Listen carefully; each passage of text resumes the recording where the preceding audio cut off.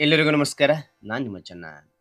ಈ ಒಂದು ವಿಡಿಯೋದಲ್ಲಿ ನಿಮ್ಮನ್ನು ದಾವಣಗೆರೆಯ ಸರ್ಕಾರಿ ಪ್ರೌಢಶಾಲೆಯ ಅಥರ್ವ ಎಂದು ಭಾವಿಸಿಕೊಂಡು ಶಾಲೆಯಲ್ಲಿ ಆಚರಿಸುವ ವಾರ್ಷಿಕೋತ್ಸವ ಕಾರ್ಯಕ್ರಮವನ್ನು ವಿವರಿಸಿ ಬೆಳಗಾವಿಯ ಸರ್ಕಾರಿ ಪ್ರೌಢಶಾಲೆಯಲ್ಲಿ ವ್ಯಾಸಂಗ ಮಾಡುತ್ತಿರುವ ಸಿದ್ಧಾಂತ್ ಎಂಬ ಹೆಸರಿನ ಗೆಳೆಯನಿಗೆ ಪತ್ರವನ್ನು ಬರೆಯಿರಿ ಅಂತಂದಾಗ ಯಾವ ರೀತಿ ಬರಬೇಕು ನಾನು ತಿಳಿಸ್ತಾ ಹೋಗ್ತಾರೆ.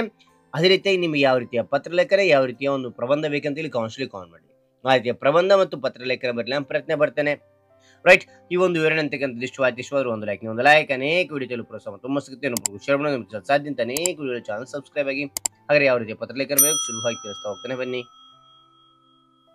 ಈ ಖಾಸಗಿ ಪತ್ರಲೇಖನ ಇದೆಲ್ಲ ಓಕೆನಾ, ಇಲ್ಲಿ ಸಂಬಂಧಿಕರಿಗೆ ಬರ್ತಕ್ಕಂಥ ತಂದೆಗೆ, ತಾಯಿಗೆ, ಅಣ್ಣನಿಗೆ, ತಮ್ಮನಿಗೆ ಅಥವಾ ನಿಮ್ಮ ಒಂದು ದೊಡ್ಡಪ್ಪ ಚಿಕ್ಕಮ್ಮ ಎಲ್ಲ ಬರ್ತಕ್ಕಂಥ ಮೊದಲು ಇಲ್ಲಿ ಮಧ್ಯದಲ್ಲಿ ಶ್ರೀ ಅಂತ ಬರಲಿ ಓಕೆನಾ.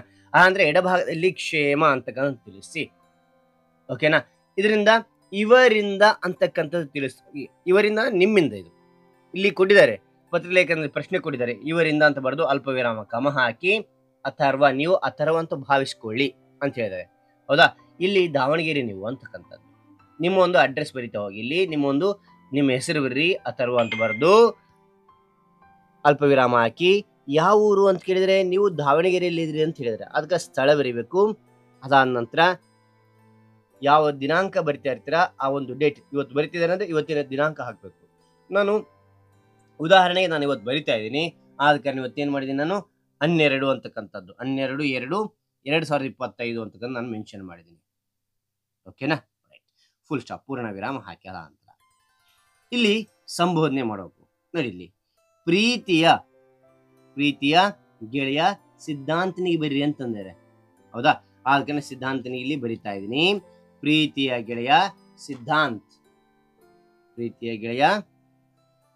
ಸಿದ್ಧಾಂತ್ ಅಲ್ಪ ವಿರಾಮ ಹಾಕಿ ಓಕೆ. ಸಿದ್ಧಾಂತ್ ಅಂತ ಬಂದರು ಅಲ್ಪ ವಿರಾಮ ಹಾಕಿ.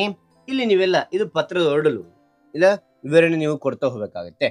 ಮೊದಲು ಕ್ಷೇಮ ಸಮಾಚಾರ ಕೇಳಬೇಕಾಗತ್ತೆ. ನೀವು ಫೋನ್ ಮಾಡಿದಾಗ ಏನಪ್ಪ ಕಳಿಸ್ಕೊಡು ಅಂತ ಡೈರೆಕ್ಟ್ ಆಗಿ ಮಾತಾಡ್ತಾರ, ಇಲ್ಲ ಚೆನ್ನಾಗಿದ್ದೀರಾ ಅಂತ ಹೆಂಗೆ ಹೇಳ್ತೀರಿ ಫೋನ್ನಾಗೆ ಮೊದಲು. ಅದೇ ರೀತಿಯಾಗಿ ಇಲ್ಲಿ ಕೂಡ ನೀವೇನ್ ಮಾಡ್ಬೇಕಪ್ಪ ಅಂದ್ರಿನ ಇಲ್ಲಿ ಬರಿತಾ ಹೋಗ್ಬೇಕಾಗುತ್ತೆ. ಒಂದಾಗಿ ಹೇಳ್ತಾ ಹೋಗ್ತೇನೆ ನೋಡಿ. ದಾವಣಗೆರೆಯಿಂದ ನಿನ್ನ ಗೆಳೆಯ ಅಥರ್ವ ಮಾಡುವ ನಮಸ್ಕಾರಗಳು ಅಂತಕ್ಕಂಥದ್ದಲ್ಲಿ ತಿಳಿಸ್ಬೇಕು. ಅಥರ್ವ ಮಾಡುವ ನಮಸ್ಕಾರಗಳು ಓಕೆ. ಅದಾದ ನಂತರ ನೋಡಿ, ನಾನು ಇಲ್ಲಿ ಕ್ಷೇಮ ಅಂದ್ರೆ ನಾನು ಇಲ್ಲಿ ಚೆನ್ನಾಗಿದ್ದೀನಿ ಅಂತಕ್ಕಂಥದ್ದು. ನಾನು ಇಲ್ಲಿ ಕ್ಷೇಮ ಪೂರ್ಣ ವಿರಾಮ ಹಾಕಿ. ನಿಮ್ಮ ಕ್ಷೇಮದ ಬಗ್ಗೆ ಪತ್ರ ಬರೆಯಿರಿ. ನೀನು ಹೆಂಗದಿ ಅಂತಕ್ಕಂಥದ್ದು ಪತ್ರ ಬರೆದು ನಾನು ತಿಳಿಸು ಅಂತಕ್ಕಂಥದ್ದು ನೀನು ಇಲ್ಲಿ ಮೊದಲು ಈ ಪೀಠಿಗೆ 1-2 ಸಾಲ ಬರೀಬೇಕಾಗುತ್ತೆ. ದಾವಣಗೆರೆಯಿಂದ ನಿನ್ನ ಗೆಳೆಯ ಅಥರ್ವ ಮಾಡುವ ನಮಸ್ಕಾರಗಳು ಪೂರ್ಣ ವಿರಾಮ ಹಾಕಿ. ಅನಂತರ ನಾನು ಇಲ್ಲಿ ಕ್ಷೇಮ, ನಾನು ಚೆನ್ನಾಗಿದ್ದೀನಿ, ನಿಮ್ಮ ಕ್ಷೇಮದ ಬಗ್ಗೆ ಪತ್ರ ಬರೆಯಿರಿ ಅಂತಕ್ಕಂಥ ತಿಳಿಸಿ. ಅದಾದ ನಂತರ ನೋಡಿ, ನಿಮ್ಮ ವಾರ್ಷಿಕೋತ್ಸವದ ಬಗ್ಗೆ ತಿಳಿಸ್ತಾ ಹೋಗಿ ಈಗ ಓಕೆನಾ. ಈ ತಿಂಗಳ ಕೊನೆಯ ವಾರದಲ್ಲಿ ನಮ್ಮ ಶಾಲೆಯ ವಾರ್ಷಿಕೋತ್ಸವ ವೈಭವದಿಂದ ನಡೆಯಿತು.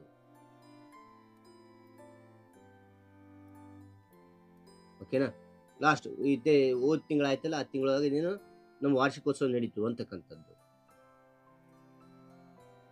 ಈ ತಿಂಗಳ ಕೊನೆಯ ವಾರದಲ್ಲಿ ನಮ್ಮ ಶಾಲೆಯ ವಾರ್ಷಿಕೋತ್ಸವ ವೈಭವದಿಂದ ನಡೆಯಿತು. ಈ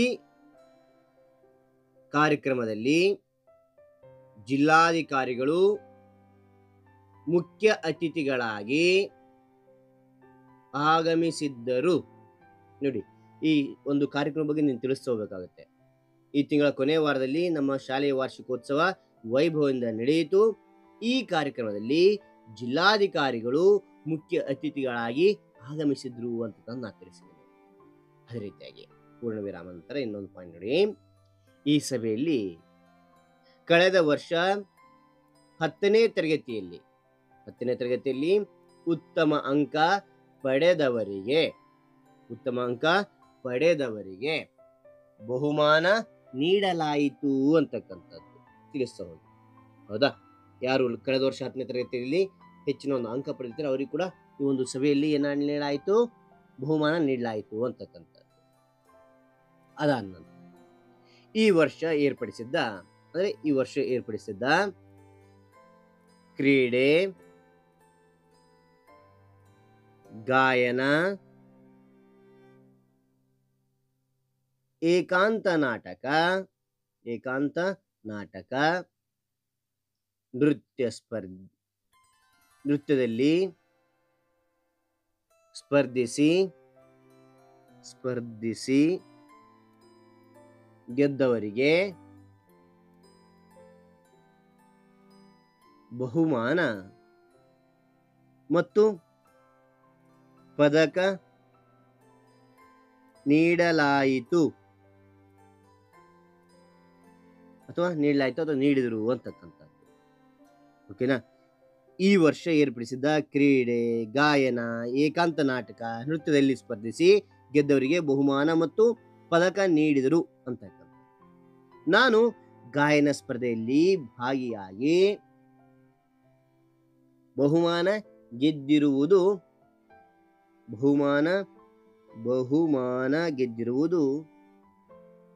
ಸಂತೋಷ ತಂದಿದೆ. ಪೂರ್ಣವಿರಾಮ, ಫುಲ್ ಸ್ಟಾಪ್. ನೀನು ಸಹ ನಿನ್ನ ಶಾಲೆಯ ಬಗ್ಗೆ ಪತ್ರ ಬರೆ.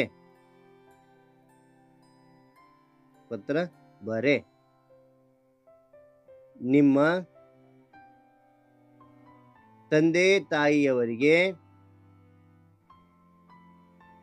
ನನ್ನ ನಮಸ್ಕಾರಗಳನ್ನು